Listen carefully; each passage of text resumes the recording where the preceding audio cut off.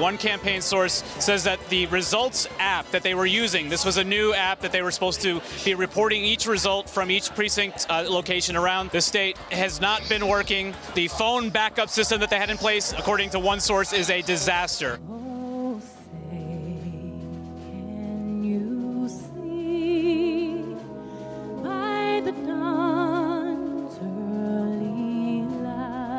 A corrida presidencial nos Estados Unidos teve início nesta semana para o Partido Democrata. No entanto, essa largada foi conturbada, com atraso na apuração dos votos nas primeiras prévias do partido, realizadas no estado de Iowa. Segundo os democratas, houve inconsistências na forma de cada zona eleitoral reportar números. Mesmo sem definição de um vencedor, os principais pré-candidatos do partido, Bernie Sanders, Pete Buttigieg, Elizabeth Warren e Joe Biden, demonstravam otimismo com o resultado.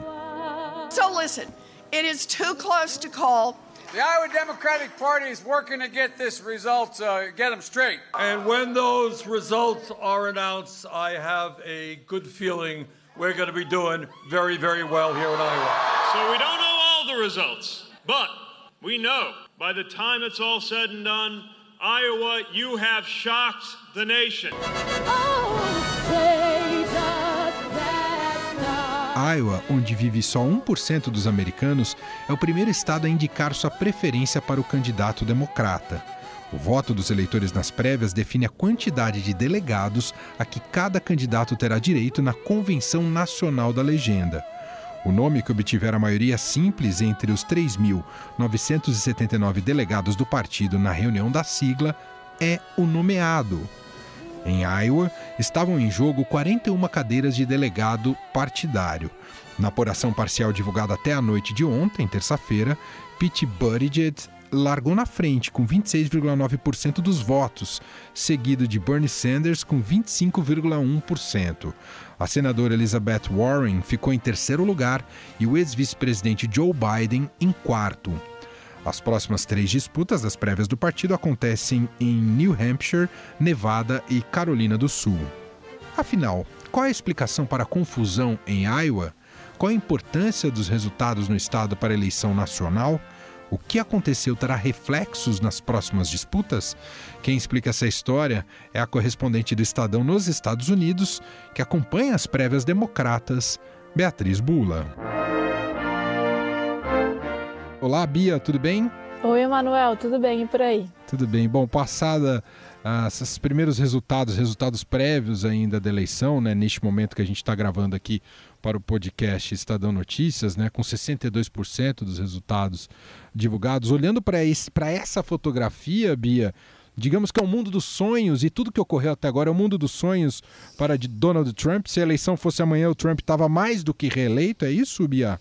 É um cenário positivo para o Trump, menos pelos resultados que foram divulgados até agora e mais pela confusão que se estabeleceu no Partido Democrata desde a segunda-feira à noite até agora, quando a gente está conversando aqui. O partido teve problemas em contabilizar e divulgar os resultados. Esse problema foi assumido, já passava da meia-noite, da segunda para terça-feira, aqui em Iowa, e de lá para cá a coisa não ficou mais clara, pelo contrário, ficou ainda mais nebulosa. E isso é uma largada muito ruim para os democratas, né, que já estavam num cenário embaralhado, com vários candidatos, pelo menos 4 candidatos bem posicionados, e tentavam mostrar que agora vinha o momento dos democratas de embalar uma campanha eleitoral.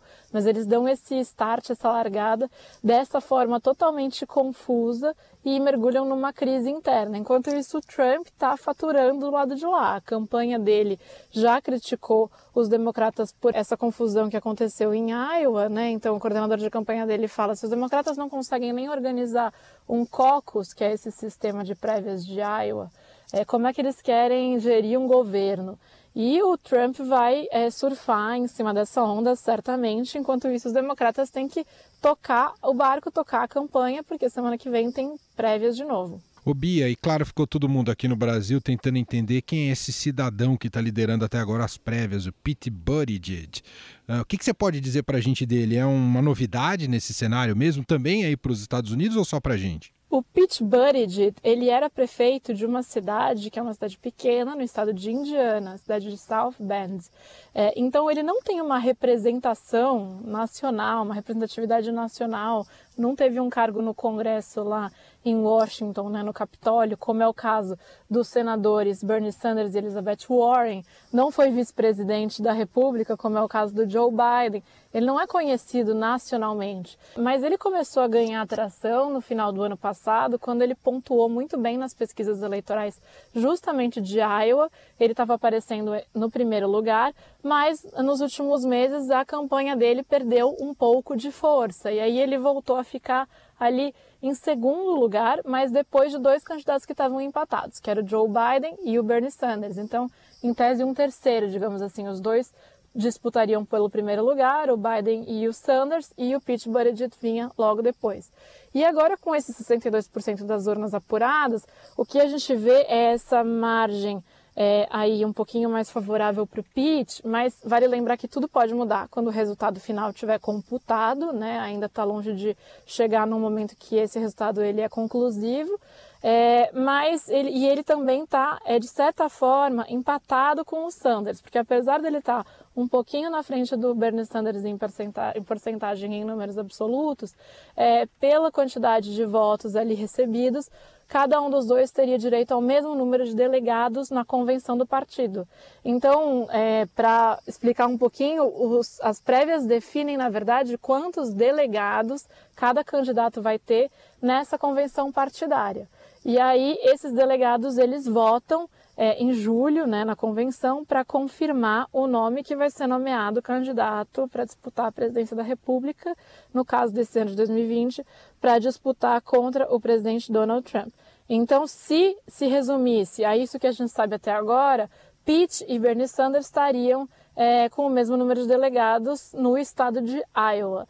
Então, sairiam na frente nesse estado de Iowa. Mas, sem dúvida, o nome do Pete é muito mais novidade do que o do Bernie Sanders. Bernie Sanders já tentou outras vezes se viabilizar como candidato do Partido Democrata. E o Pete, na verdade, ele desponta como essa novidade. Ele tem um perfil totalmente diferente dos outros três. Para começar, que ele é mais jovem, Emanuel. Então, os outros três estão na faixa dos 70 anos. O Pete Buttigieg tem 37 anos. Também destoa quando ele não tem um cargo nacional, como os outros três têm ou tiveram de alguma forma. Ele se vende como um candidato centrista, moderado, apesar de ser jovem. E ele se vende como um candidato cristão, religioso, tem uma plataforma ligada à religião e é o primeiro candidato declaradamente gay a concorrer à Casa Branca. Ele desafia uma série de padrões do candidato típico democrata. Entendi. Beatriz, e me conta uma coisa, Iowa é o pontapé, não é um estado, digamos, em termos de representatividade eleitoral tão significativo, mas ele acaba ditando tendências, é isso o papel de Iowa na eleição americana? A importância de Iowa é largar primeiro. Quem sai bem acaba vendo um efeito cascata nas outras prévias. Então, de uma certa forma, quem sai bem nessa primeira disputa vê o seu nome em ascensão, vê o seu nome mais em evidência do que os outros concorrentes, e isso faz com que outros estados acabem indo por esse candidato. Nas últimas 2 décadas, o nome que sai bem em Iowa acaba sendo o nomeado do partido. Foi aqui em Iowa que o Obama, por exemplo, mostrou que ele era uma candidatura viável em 2008. Ele era um senador do estado de Illinois, então também não tinha uma cadeira no Congresso americano lá em Washington, não tinha nenhum tipo de campanha que tivesse falado com o país todo de uma certa forma, mas ele mostrou aqui em Iowa que ele tinha força para ser o candidato democrata. Não é só Iowa que conta, é claro. Então não significa que quem for o primeiro em Iowa vai ser o nomeado, porque Iowa tem um eleitorado com características muito particulares, que não é o eleitorado normal dos democratas. É um estado mais rural do que urbano, quando os eleitores democratas estão mais centrados nas grandes cidades, e também é um eleitorado predominantemente branco, há pouca representatividade étnica e racial no estado. Então, não dá para falar que Iowa responde ou corresponde ao resto do país, mas é um começo, digamos assim, um pontapé inicial. E também é importante falar que é um estado importante na produção de grãos americanos e, portanto, tem um peso relevante aí na economia e conta com o lobby do agronegócio junto ao presidente americano, junto à Casa Branca, e todos os políticos não podem ignorar o fato de que Iowa, junto com Illinois, responde pela produção aí de 1/3 de toda a produção de milho dos Estados Unidos. Muito bem, essa é Beatriz Bula, correspondente do Estadão em Washington, está em Iowa. Em qual cidade você está? Está na capital do estado, Bia? Eu estou na capital, Des Moines. Muito bem, está lá e gentilmente mais uma vez participando aqui do nosso programa, explicando mais o complexo sistema eleitoral americano. Difícil de entender. Obrigado, viu, Bia? Mas com você ficou mais cristalino e claro, e bom trabalho para você por aí nesse clima gélido de Iowa. Obrigada, sempre um prazer estar aqui.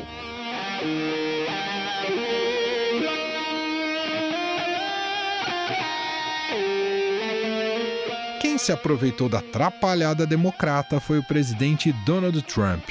Em sua conta no Twitter, como de costume, ele escreveu: "O Partido Democrata em Iowa realmente estragou tudo, mas o Partido Republicano não." Donald Trump conta com algo a seu favor. Dos últimos 4 presidentes que o antecederam, somente um não conseguiu a reeleição: George W. Bush, o Bush pai, derrotado por Bill Clinton no pleito de 1992. No entanto, dos 5 presidentes que não conseguiram se reeleger no século XX, 4 eram republicanos. Afinal, qual o tamanho do prejuízo para os democratas com essa confusão em Iowa? Quais os desafios que o partido terá pela frente para impedir a reeleição de Trump no segundo semestre? Para responder essas e outras questões, Gustavo Lopes conversa com o professor da Universidade de Denver, que nos atende diretamente dos Estados Unidos, Rafael Iores.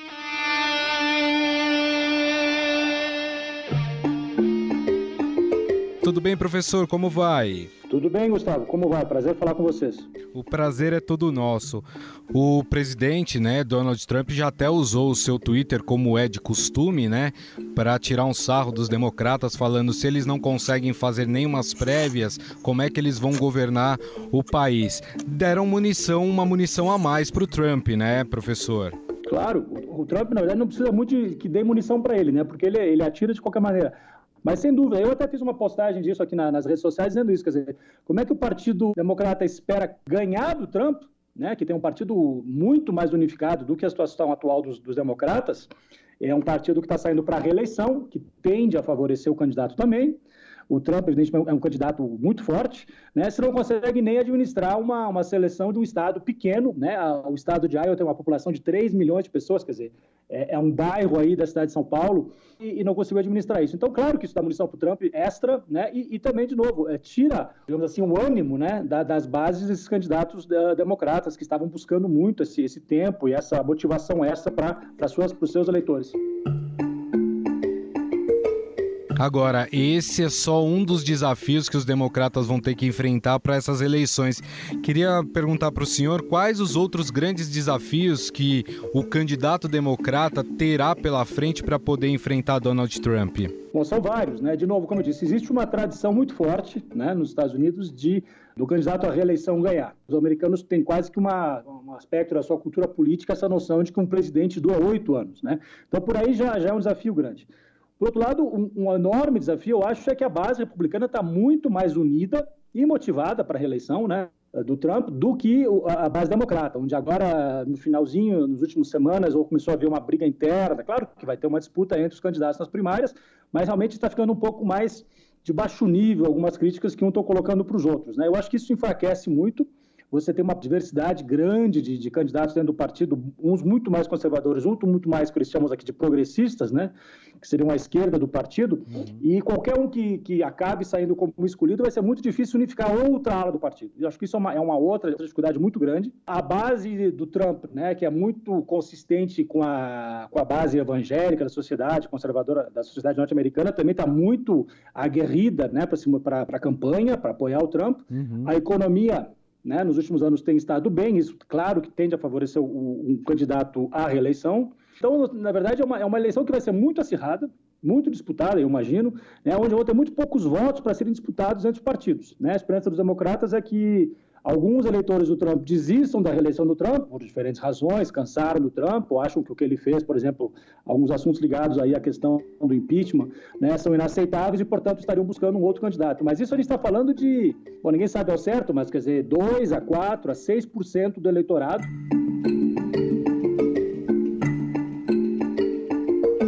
O senhor até citou o processo de impeachment do Trump, né, que não avançou.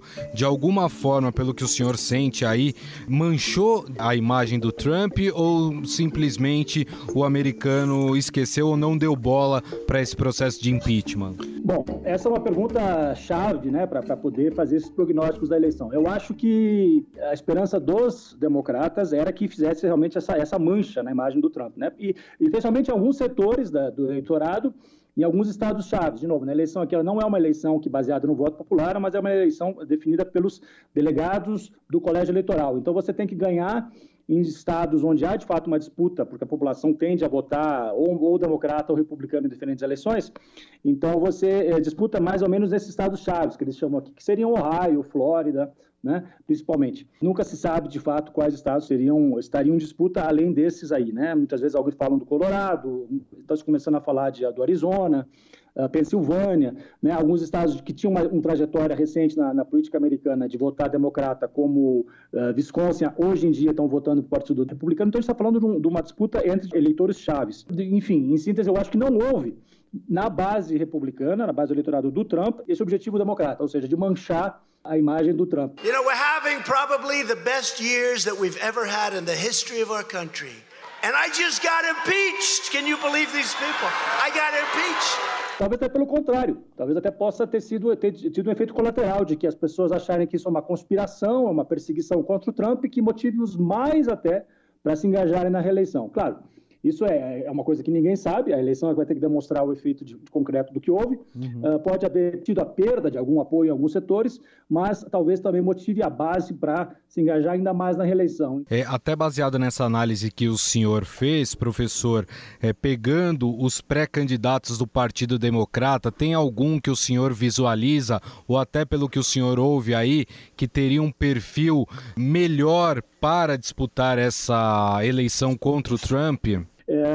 Só para tentar explicar um pouco, quer dizer, a gente tem, como eu disse, um espectro amplo de candidatos dentro do Partido Democrata de posicionamentos, alguns muito mais à esquerda, alguns mais conservadores, e a pergunta que se coloca dentro do partido e no eleitorado em geral ou seja, nós precisamos ter um candidato mais moderado, como o Joseph Biden. We're going to walk out of here with our share of delegates. We don't know exactly what it is yet, but we feel good about where we are. Para garantir o voto desses independentes, que por serem independentes, portanto, não são suficientemente democratas, mas que estariam abertos a votar num candidato democrata, ou os democratas apostariam num candidato muito mais à esquerda, muito mais progressista. Muito se falou, talvez, uma candidata, na verdade, uma mulher, né, como um contraponto-chave a um candidato, a um presidente muito misógino, que é o Trump, ou pelo menos, talvez, ainda sendo um homem branco, como o Bernie Sanders, que de fato tem uma agenda, né, uma plataforma eleitoral muito mais progressista. $1.8 trillion a year on weapons of destruction designed to kill each other. Maybe we should pool our resources and fight our common enemy. E a esperança de quem o apoia é que ele talvez perca votos entre os moderados, mas ele traria novos votos de pessoas que não se animam a votar, porque o voto aqui não é obrigatório, né? Pessoas jovens, pessoas de visão mais progressistas, que aí se animariam a votar e tenderiam, então, a agregar novos eleitores no processo eleitoral e poderiam dar a vitória ao Partido Democrata. Essa pergunta, claro, ninguém tem a resposta, e é a conversa que existe hoje em dia entre, né, os eleitores do Partido Democrata dentro do processo das primárias. E vão discutir exatamente essas questões. Qual é o risco? Né? A gente vai apoiar um candidato mais tradicional, garantir quem normalmente vota, que vote para o nosso candidato, ou agregar novos eleitores ao processo.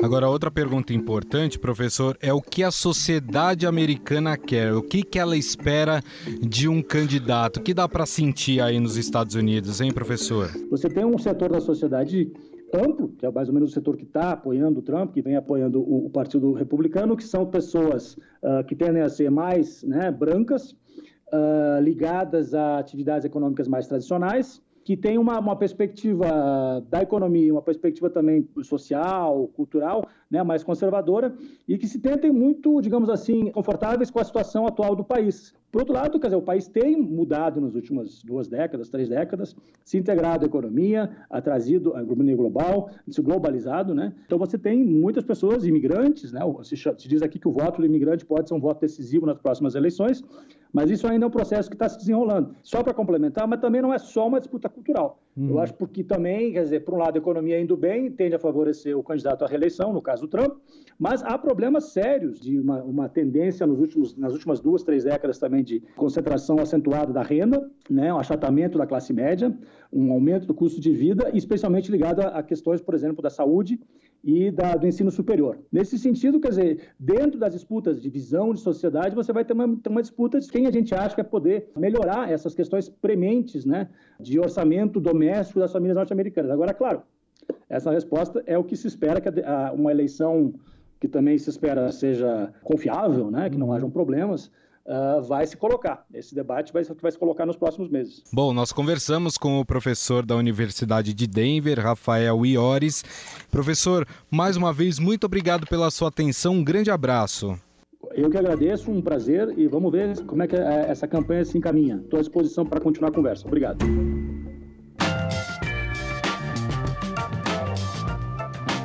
O Estadão Notícias desta quarta-feira vai ficando por aqui. Contou com a apresentação minha, Emanuel Bonfim, produção de Gustavo Lopes e Bárbara Rubira e montagem de Nelson Volter. O diretor de jornalismo do Grupo Estado é João Fábio Caminuto. Para conversar com a gente, o nosso e-mail é podcast@estadão.com. Um abraço para você e até mais. Estadão Notícias.